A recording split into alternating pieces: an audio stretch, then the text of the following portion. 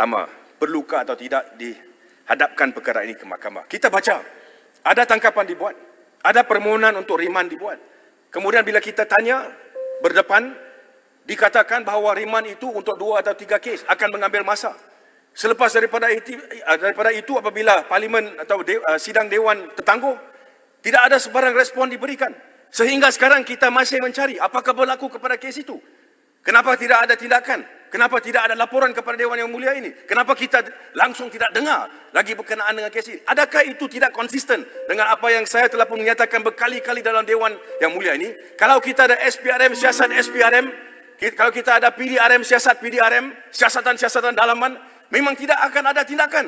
Perkara-perkara itu akan disenyapkan. This is a cover-up. There is no action. Dan saya minta supaya kerajaan memberikan respons berkenaan dengan perkara ini. Itu satu. Keduanya berkaitan dengan isu edisi siasat.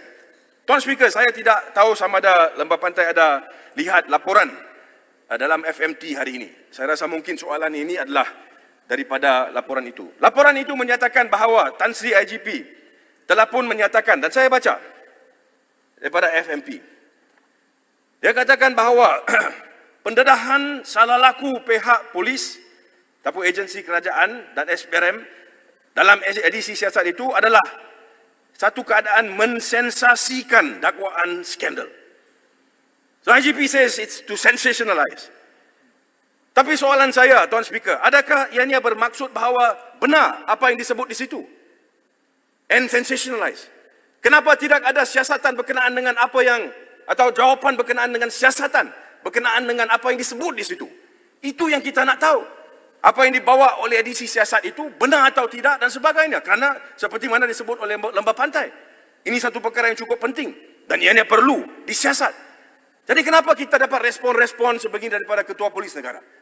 Respon-respon yang tidak merujuk kepada bahan. Apakah asas aduan itu? Reply to the issue. Tapi kita lihat respon dia berkenaan dengan perkara lain. Tidak menjurus kepada isu. Dan ini membawa kepada tanda tanya. Adakah apa yang disebut oleh edisi siasat itu benar? Tuan Speaker, Lembah Pantai juga tanya berkenaan dengan kes-kes yang dibawa ke mahkamah. Satu perkara yang saya ingin bangkitkan, Tuan Speaker, berkaitan dengan kelewatan kes-kes Mahkamah Rayuan dan Persekutuan. Tuan Speaker, saya dimaklumkan bahawa kes pekan rayuan kepada Mahkamah Rayuan telah pun didengar dan ditangguh dalam bulan 5 tahun ini. Sekarang kita dalam bulan 11. Masih menunggu keputusan.